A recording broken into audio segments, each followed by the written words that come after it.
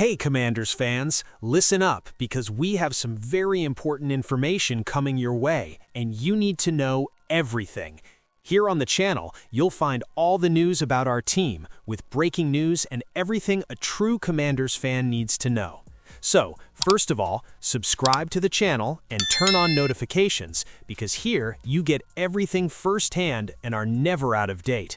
Oh, and leave your like right now to strengthen this incredible community and show that the Commanders fans are always present. Without further ado, hold on tight because today's news is unmissable. Now, let's get straight to the point. Commanders make shocking decision on OC Cliff Kingsbury.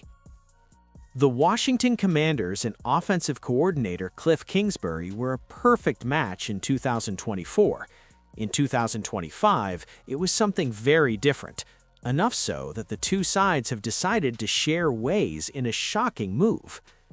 Sources: Commanders offensive coordinator Cliff Kingsbury is leaving the organization to pursue other opportunities, ESPN's Adam Schefter wrote on his official X account on Tuesday, January 6th. Kingsbury and HC Dan Quinn met today and agreed to mutually share ways. Kingsbury was largely credited for rookie quarterback Jayden Daniels winning NFC Offensive Rookie of the Year in 2024 as the Commanders went 12-5, upset the number 1 seed Detroit Lions in the NFC divisional round, and made the NFC Championship game for the first time since 1991. This season, the Commanders finished 5-12 overall and were eliminated from the postseason with 4 games remaining in the regular season. Following the year, stories began to circulate about a disconnect between Kingsbury and general manager Adam Peters. Kingsbury will likely be a hot head coaching candidate for many of the half-dozen job openings so far for NFL teams. The Commanders and OC Cliff Kingsbury are parting ways, sources say, as the play caller looks for a new opportunity after meeting with coach Dan Quinn, NFL Network's Ian Rappaport wrote on X. Kingsbury will be an OC again this cycle, but also should be considered as an HC candidate. In another move that was much more anticipated, the Commanders also fired defensive coordinator Joe Witt Jr. It has been a challenging year for NFC East defensive coordinators, Schefter wrote. Kingsbury won't be unemployed in 2026.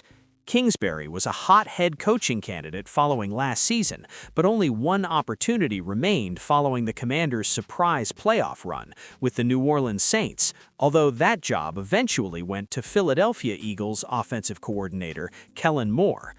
You can make a safe bet that Kingsbury won't be long for the unemployment line. The only question that remains is if he'll be an offensive coordinator or a head coach.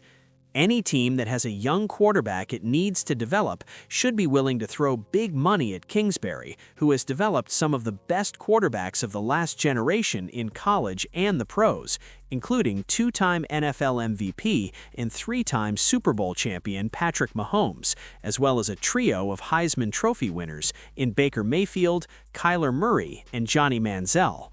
Commanders' 3-round 2026 NFL Draft according to PFF Mock Draft Simulator after 5-12 season. The Washington Commanders need to overhaul their roster for the 2026 season, and Adam Peters has hinted about a draft trade that could bring in more picks. And here's the Commanders' 3-round 2026 NFL Draft according to the PFF Mock Draft Simulator after the 5-12 season.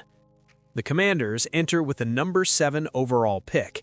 They're looking for help at tight end, guard, edge, linebacker, and defensive back. Well, pretty much every position except for quarterback. Round 1, pick 7. Edge, David Bailey, Texas Tech. There's plenty to like about Bailey according to ProFootballNetwork.com. He has natural pass rushing skills and could be a difference maker in late down situations. At 6'3", 250 pounds with plus proportional length, Bailey is a lean and explosive rush linebacker who thrived when given the chance to run the arc from wider alignments at Stanford, PFN wrote. He has some speed to power with his fast striding acceleration, compact mass, and length. And with his explosive athleticism, he can create angle disadvantages quickly for blockers off the snap. As of now, Bailey is best as a pass rush specialist, as he doesn't hold up as well in the ground game and was often taken off the field in obvious run situations at Stanford. Nevertheless, his value as a designated pass rusher from wider alignments is clear, and additional upside remains. Also, Mel Kiper likes Bailey very much. He has him at number 6 on his big board, according to ESPN. Bailey gets after the quarterback, Kiper wrote. He had 14.5 sacks over 3 seasons for the Cardinal, and he has notably become more of a finisher this season. His 19.9% pressure rate is the best in the nation, and he is up to 13.5 sacks in 13 games with the Red Raiders, unlocking another level of his game. Another mock draft had the Commanders taking Reuben Bain Jr. from Miami. That would be a good edge pick as well.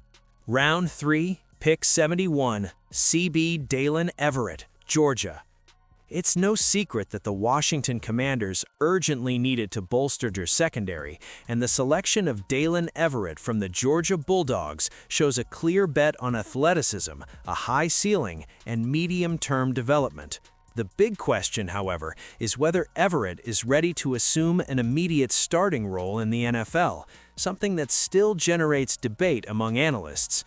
According to the specialized website NFL Draft Buzz, Everett enters the league as an intriguing prospect, but one who still needs technical refinement to reach his full potential. The combination of size, speed, and SEC pedigree makes Everett an extremely interesting developmental prospect for teams willing to invest in his technical refinement. His 4.34 speed isn't just impressive on paper, it translates into real deep coverage ability, allowing him to recover quickly even after small mistakes, highlighted NFL Draft Buzz. This athletic factor is precisely what attracts the attention of the Commanders' coaching staff. Everett possesses explosiveness, acceleration, and reach, valuable characteristics for a defensive system seeking to be more aggressive on the perimeter. One of the most cited examples of his potential came in the SEC championship game when he neutralized Texas receivers and also recorded 2 interceptions, demonstrating his ability to impact big games when everything clicks.